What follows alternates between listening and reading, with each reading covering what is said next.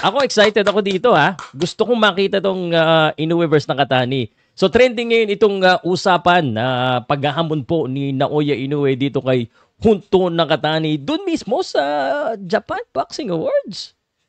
Naisip ko bigla pag Pilipino versus Pilipino. Isipin mo na lang kunwari si Pedro Taduran or si Melvin Jerusalem ay nagkahamunan sa Elordi Awards. Eh baka naman yung mga Filipino boxing fans eh bakit naman ganyan? Nagpapahype yung dalawa eh. Alam mo ba bakit nagkahamunan yan? Sasabihin ko sa inyo at sasabihin ko din sa inyo kung ano sa tingin ko mangyayari kung sakaling matuloy yan at tuturuan ko kayo kung bakit okay lang na magamon sa boxing. Hindi kaysa naman yung mga fans ang mas mayabang pa sa mga boksingero. Pag-usapan natin yan. Welcome back to Powcast Sports. If you're new here, don't forget to subscribe and hit the notification bell. Presented by Arena Plus. Okay, grabe, tingnan muna natin ito, no? Pakita ko muna sa inyo. Trending ngayon sa Twitter. Sa Twitter kasi mas medyo hindi masyado toxic ang mga tao.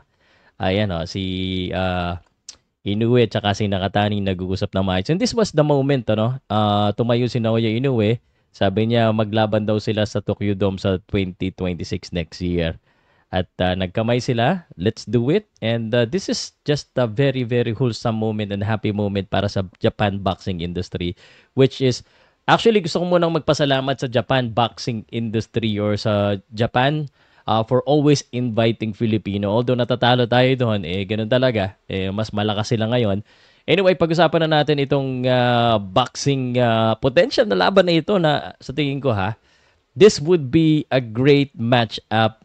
Matagal na naman natin itong naririnig Matagal na natin itong naririnig kay Bob Arum mismo. So I think orchestrated din ni Bob Arum itong pag-aamo na ito just to put up hype.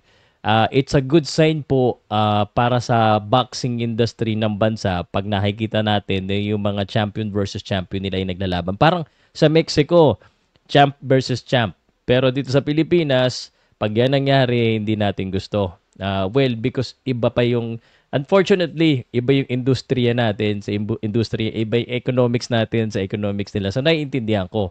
Pero sa akin, ang hindi ko maintindihan, pag yung Filipino boxer, for example, si Kenneth Lober, naghamon kay Nakatani, o naghamon sa mga champion, yabang naman yun. Melvin Jerusalem, sabi, gusto niya yung unification. Wag muna, wag ka magsalita ng ganyan.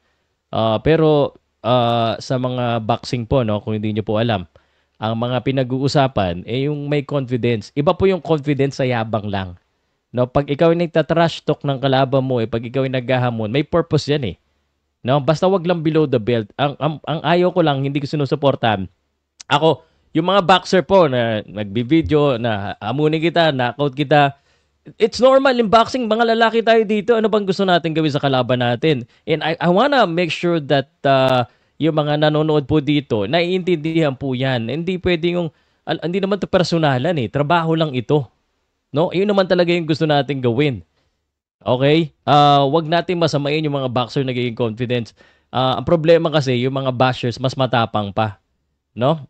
Mas matapang pa. Ang lakas mag-bash, ang lakas below the belt. Ang mga boxers, normal lang po yan. So, sa mga boxers po na nagpapakita ng confidence, nagpapakita na gusto nila na umangat, it's actually good for me. I don't see anything bad kung ganun ang mangyayari kasi yun naman talaga ang dapat. No, para mapag-usapan ang mga tahimik na boxer, hindi naman masyado napapag-usapan, 'di ba? Unless talagang sobrang galing. 'Di ba? Kaya nga pinag-uusapan alam mo na, si idol nyo. Pero masama pag sobra. Anyway, naliligaw na ako, no? At salamat po sa pakikinig niyo sa akin. By the way, ako ay sponsor ng Arena Plus at gusto ko rin sabihin sa inyo, sinusuportahan ko rin po yung One Pacman Party List, number 22 yan sa Balota. Yan yung isa talaga sa sinusuportahan ko. And of course, Watchmaster at saka Skyline Sports and Social. Sa akin, pag nangyari ito, this would be one of the biggest fights sa Japan. Nakatani is very good. Sinasabi nila wala na makakatalo sa bantamweight kay Inoue. Tingin ko nga walang ngayon, no? Pero itong laban na ito, and this is why parang pwedeng magbago ang plano. Alam mo naano ko dito sa plano na ito? Ibig sabihin pala nito, walang balak umakyat ng division itong si Naoya Inoue. So, ang posible pong mangyari, ganito.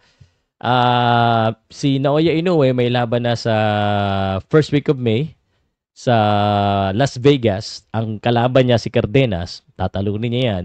And then, September, may laban na siya. Ang laban niya ay si Akhmadilib. Unofficial pa rin yan, pero meron ng announcement. And then, sa December, binabalak na maglaban siya sa Saudi Arabia. So, ibig sabihin, ini-expect na mananalo siya. Tapos, 2026, nagpaplano na rin ito si Naoya Inoue sa Tokyo Dome.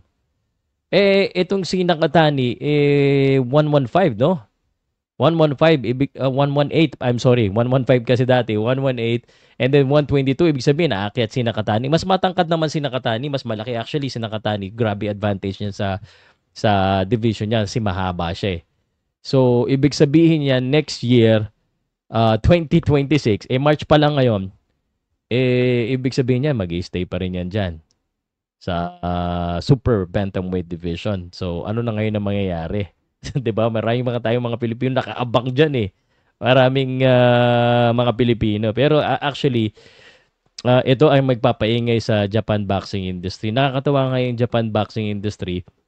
Although lagi nating sinasabi na lagi tayong talo, nadadayo tayo dyan. Hindi po, sa tingin ko, generally okay naman eh. Generally po, no, may mga instances talaga na ganito. But kung mapapansin nyo, sa Japan, may mga nanonood, nagpapatigid sila linggo-linggo. Minsan, araw-araw may boxing event dyan. Sa same venue. And they gather support. So, dapat ganun po tayo. No? Dapat ganun tayo. Anyway, sa laban na ito, ang kakampihan ko, actually, pareho kong paborito eh. Mas gusto ko si Naoya Inoue. Pero dito sa instance na to, parang ang pakiramdam ko, hindi ko alam kung sinong Lamado or Diado eh. Hindi ko malaman kung sino Lamado Dihado. Pero if I have to choose, parang si Naoya Inoue pa rin ang sa tingin kong magiging Dihado dito Lamado dito sa laban na ito. So, yun. I can't wait for 2026. Ibig sabihin kailangan ipanalo nila pareho yung kanila po mga laban. At sana sa Pilipinas mangyari din yan. In the future, no? Ano sa tingin nyo? Sino mananalo dito sa laban na ito? And let me know what you think sa paghahamon. Okay lang ba yung paghahamon ng mga boxers? O hindi? Para sa inyo, okay lang ba maghamon ng boxers? Dapat okay lang.